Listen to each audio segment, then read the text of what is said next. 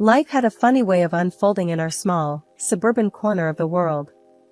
I, Nancy, navigated the steady ebb and flow of life as a bank teller, while my husband, Tom, managed the intricate dance of municipal politics. Our home was a testament to Tom's family, a house passed down through generations, now echoing with the remnants of our conversations and debates. It was a typical Thursday evening, and I was rummaging through the kitchen, prepping for dinner. The aroma of cooking filled the air, a small comfort in the otherwise silent house. "Tom, dinner's nearly ready," I called out, my voice bouncing off the walls. He strolled into the kitchen, his face buried in the day's mail. Smells good. What's the occasion?" His voice carried a hint of sarcasm, typical after a long day at the office. "Just trying to keep things interesting," I replied, setting the table. "You know, spice up our routine." Tom smirked, dropping the pile of envelopes on the counter. "Routine is good, Nancy. Keeps things predictable." That was Tom, always preferring the predictable, the controlled, and the comfortable. I often wondered what ran through his mind as he sifted through city issues, what dreams he chased within the confines of his calculated world. As we sat down to eat, the conversation drifted to mundane things, the leaky faucet, the Jones' new car, and the upcoming city council meeting. It was all so painfully normal until the mention of my family. "So, your nephew's coming this weekend?" Tom asked, his fork pausing midair. "Yeah, they are. Bobby's got a soccer game nearby. Thought they'd crash here afterward," I replied, trying to gauge his reaction. Tom's face hardened slightly. "Great, more chaos. Just what we need." "Oh, come on, Tom. They're just kids. Plus, it's nice having family around, don't you think?" I chided, hoping to lighten his mood. "Family's fine in small doses. But your brother's kids, they run around like wild animals. And that farm smell seems to follow them here." His words stung, an all too frequent reminder of the life I left behind and the world he never understood or cared to. "They're just excited, Tom. And they're my family." "They're part of me," I said firmly, my patience waning. Tom sighed, putting down his fork. I know. But can't they just tone it down a bit?" I shook my head, frustration simmering beneath the surface. "They're kids, Tom. They don't tone it down. That's what kids do. They play, they laugh, they make noise." The rest of the meal passed in a tense silence, the clinking of cutlery against plates filling the void between us. It was in these moments that I felt the distance growing, the gap widening between his world and mine. The morning buzzed with the usual flurry of activity, the kind that fills every working household. I was gulping down my coffee, already running through the day's tasks in my head, when my phone rang. It was an unusual time for a call, and seeing my brother's name flash on the screen sent a ripple of worry through me. "Hey, Jake, what's up?" I answered, trying to keep my voice even. "Nancy, it's Dad. He's sick, real sick." Jake's voice was strained, each word heavy with concern. I felt the air leave the room, my hand tightening around the phone. "What do you mean sick? What's happened?" "He's got cancer, Nancy. It's bad. The doctors are talking all sorts of treatments, but it's gonna cost a fortune." Jake's voice broke, the reality of our situation setting in. My mind raced, thoughts of Dad, the farm, and those childhood days flooding back. Okay. Let's figure this out. How much are we talking about? I can help." I could hear the hesitation in Jake's voice. "It's a lot, Nancy. More than any of us got. They're talking about treatments, chemo, maybe more. It's all just a lot." My heart ached, an overwhelming urge to fix it all taking hold. "I'll talk to Tom. We can use some savings, maybe get a loan. We'll find a way." With a heavy heart, I hung up and turned to find Tom standing in the doorway, a questioning look on his face. "Everything okay?" he asked, his voice laced with a casual concern. I took a deep breath, the weight of the news anchoring me to the spot. It's my dad. He's sick, really sick. Cancer. It's bad, Tom. Tom's expression shifted, the news landing with a thud. Jesus, Nancy. I'm sorry. What do you need? We need money for treatment. A lot of it. I want to help, Tom. I need to help, I said, the words tumbling out, a mix of desperation and determination. Tom ran a hand through his hair, the gears turning. Money, huh? That's gonna be tight. But, okay, we'll look at our finances, see what we can do. I nodded, the first wave of relief washing over me. Thank you. I knew I could count on you. The rest of the morning was a blur, calls to the hospital, more conversations with Jake, and a deep dive into our savings account. The numbers swirled before me, daunting yet necessary. This was family, and nothing was too big or too hard when it came to family. The day Dad arrived at our place was one I'd been dreading and longing for in equal measure. Tom had been oddly agreeable about Dad staying with us, which should have been my first clue that something was off. As soon as Dad's car pulled into the driveway, I rushed out, my heart aching at the sight of him. He was a shell of the robust man I remembered, his frame hunched, his face drawn with pain and weariness. Nancy, my girl, he said, his voice weak, but filled with warmth as I helped him inside. Tom came out to greet us, his smile a little too stiff, a little too forced. Welcome, Mr. Williams. Let me show you to your room. The evening passed in a sort of anxious dance, Dad trying to appear stronger than he was, Tom playing the gracious host, and me, caught in the middle, worrying about everything unsaid. As we sat down to dinner, a heavy silence enveloped the table. Tom was the first to break it, his voice cutting through the stillness like a knife. So, Mr. Williams, I've been thinking about your situation. I want to help, really I do. Dad nodded, a wary look in his eyes. That's kind of you, Tom. I appreciate all the support. But, Tom continued, I think it's only fair we discuss some terms. Terms? My stomach twisted at the word, a sense of dread creeping up my spine. What do you mean, Tom? I asked, my voice barely above a whisper. Tom looked between Dad and me, his gaze calculating. Well, it's simple really. I'll cover the medical expenses, allow you to stay here, but in return, I want the farm. All of it, transferred to me and Nancy. I stared at him, disbelief and anger churning inside me. Are you serious right now? You can't be serious. Dad's expression hardened, his tired eyes suddenly alight with a spark of the old fire. You want my land, my home, in exchange for helping me? It's a fair deal, don't you think? Tom said, leaning back in his chair. A small price to pay for your health and comfort. I couldn't believe what I was hearing. This was my husband, the man I'd vowed to spend my life with, and he was bargaining over my father's life like it was a business transaction. Tom, you can't do this. It's not right. It's disgusting, I spat out, the words tasting bitter in my mouth. Dad pushed his chair back, his body trembling with a mix of rage and effort. I don't want your money, Tom. Not like this. I'd rather die than give you everything I've worked for. The room spun around me, the walls closing in. This was a nightmare, a terrible, heartless game, and Tom was revealing himself to be the villain. Fine, Tom said, his voice cold. Then you leave. Both of you. I won't be taken for a fool. With that, Dad grabbed his cane, his pride the only thing keeping him upright.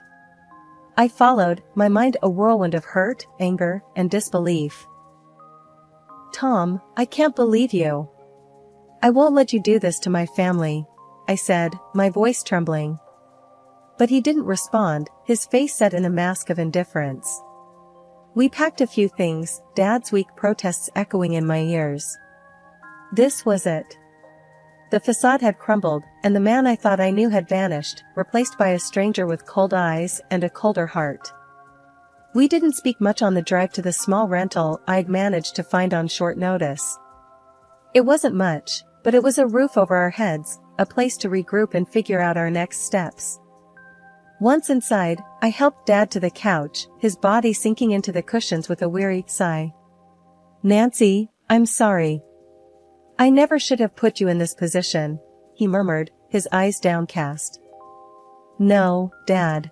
Don't you dare apologize. This is on Tom, not you. I can't believe he'd do something like this," I replied, my voice fierce with anger. Dad shook his head, a bitter laugh escaping him. "And to think I almost considered it, for a moment, to make sure you'd be taken care of. That's exactly why I'm doing all this, Dad. You took care of me my whole life."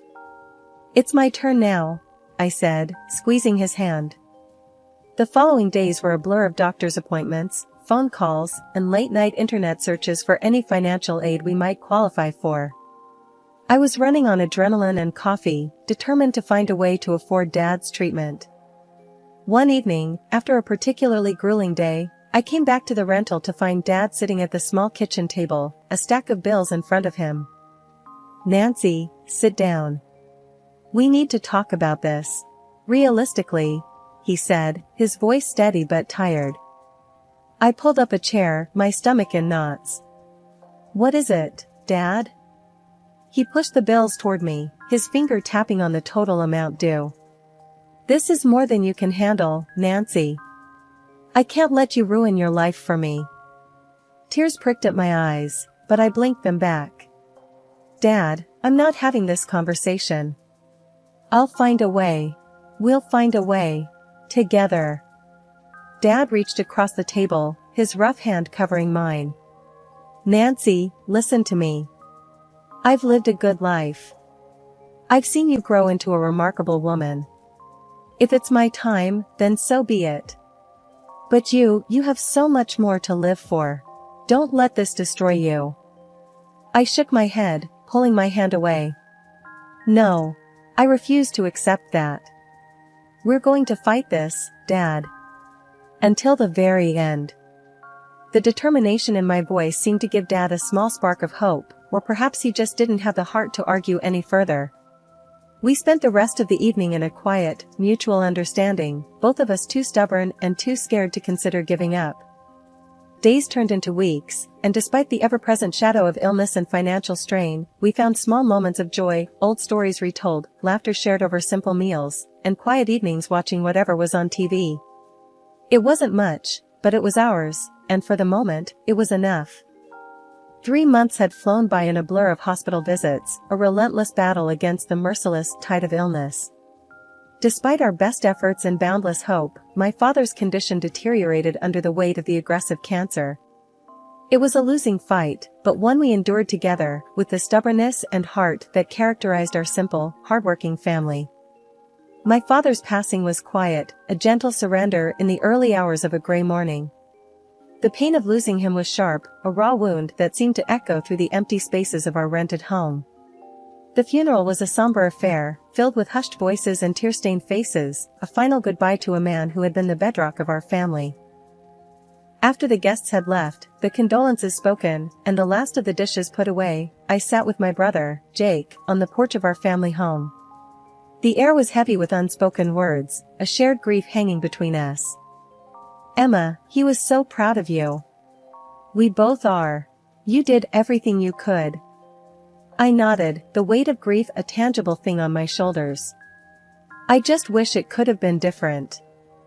Jake hugged me, and we stood there, in the fading light, saying goodbye to our father, to a part of our lives that we'd never get back. The days after the funeral were heavy and quiet, filled with the kind of emptiness that follows a storm. I spent long hours staring at the land, our land, stretching out with rows of corn and the old oak tree standing tall against the skyline. It was more than just soil and crops, it was Dad's legacy, a testament to his life's work. Jake and I had been going through Dad's papers, trying to sort out his affairs, when I stumbled upon a series of letters and notes. They were inquiries and offers on the land, some dated back a few months, others more recent. Each one hinted at the value of the land, suggesting it was set to skyrocket with the city's expansion plans. "Jake, look at this," I called out, my hand trembling slightly as I held out the papers. He came over, his eyes scanning the documents quickly. What the hell? These offers are huge, Nancy. And they're all pretty recent. I nodded, the pieces of the puzzle starting to click into place. It makes sense now. This is why Tom was so eager to get his hands on the land. He knew about this, somehow.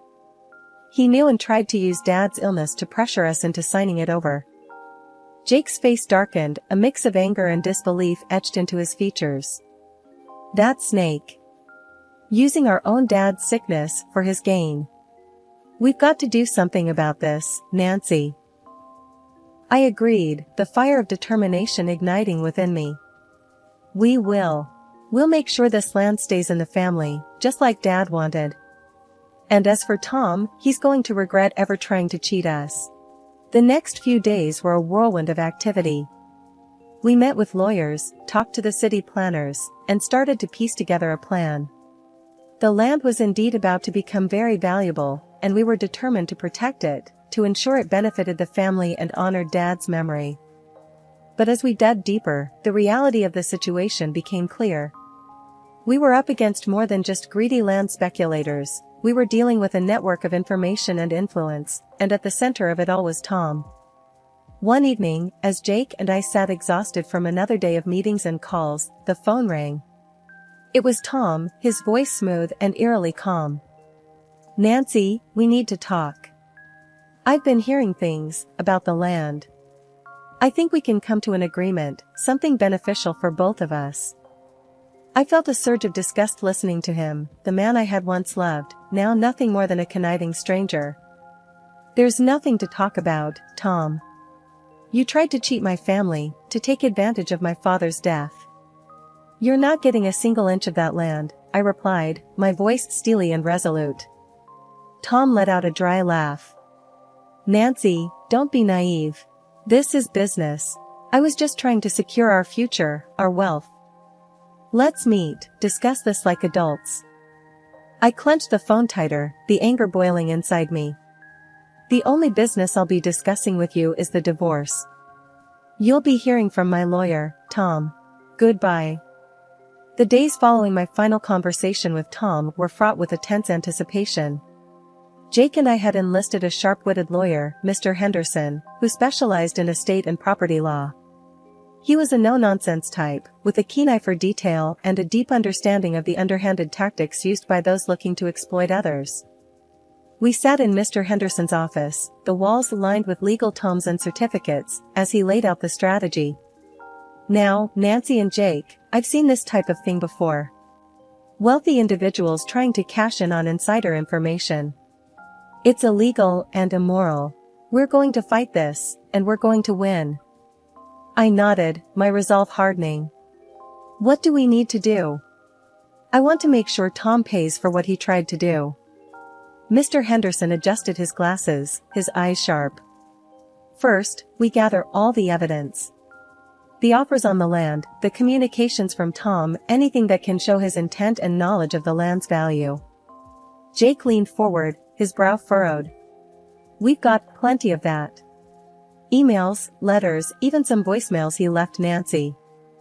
Good, Mr. Henderson replied, that's a start. Next, we file for an injunction to prevent any sale or transfer of the land until this is resolved. That will protect your asset. The next few weeks were a blur of legal motions, affidavits, and tense waiting. Tom, it seemed, was not going down without a fight. His own lawyers were pushing back, painting him as an innocent party, just trying to take care of his sick father-in-law. But we had the truth on our side, and slowly, the evidence began to pile up against him. The turning point came when one of Tom's associates, caught up in another investigation, decided to turn state's evidence, providing a direct link between Tom and the speculators looking to buy the land.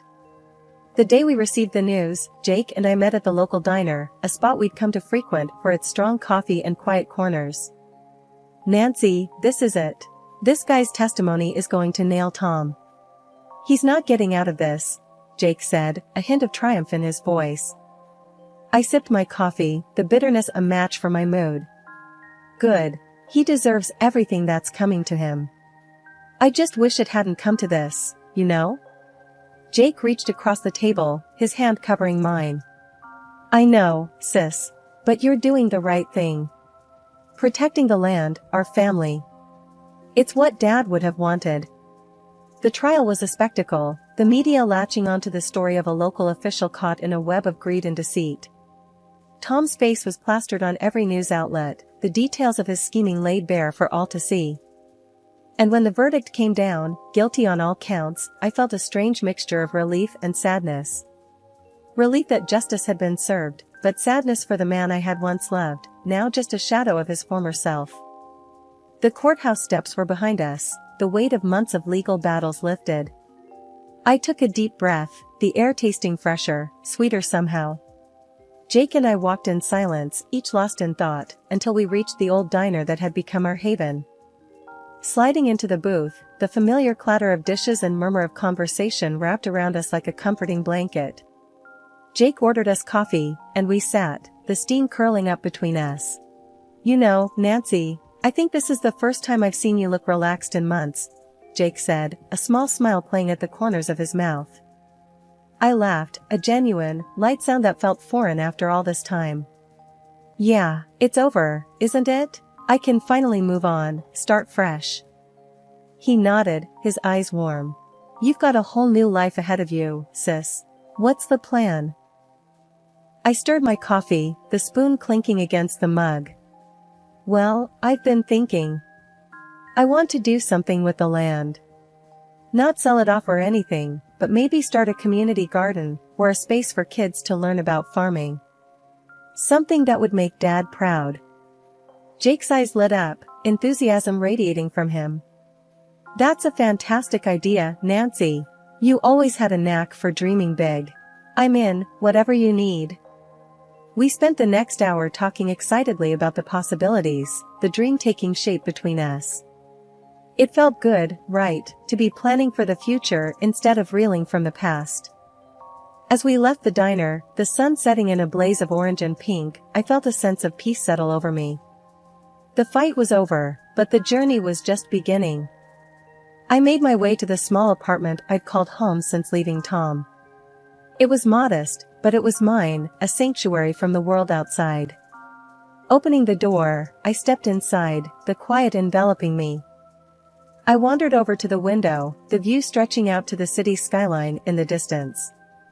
The land, our land, lay between here and there, a green expanse filled with potential and promise. The phone rang, startling me from my reverie. I picked it up, a familiar voice on the other end. Hey, Emma, it's Lucy, from the bank. I heard about everything, and I just wanted to say, if you need anything, we're all here for you. I smiled, touched by the offer. Thanks, Lucy. I appreciate it. Actually, there might be something. I'm thinking of starting a project on the land, something community-focused. Maybe the bank could be a part of it? Lucy's excitement was palpable, even through the phone. Absolutely, Emma. That sounds amazing. Let's set up a meeting, talk about what you need. We'd love to be involved. Hanging up, I felt a surge of excitement. The project was more than just a dream now, it was a possibility, a real, tangible future. I sat down, a small notebook and pen in hand, and began to jot down ideas, plans, names. The page filled up quickly, a testament to the flurry of thoughts and hopes swirling through my mind. It was a new beginning, not just for me, but for the community, for the legacy of the land. And as I wrote, I could almost feel Dad's presence, his quiet strength and unwavering support guiding me forward. The path ahead was uncharted, filled with challenges and opportunities, but I was ready. Ready to build, to grow, and to thrive. This was more than just a new chapter, it was a whole new book, and I was the author, pen in hand, ready to write a story of hope, perseverance, and renewal. The end was just the beginning.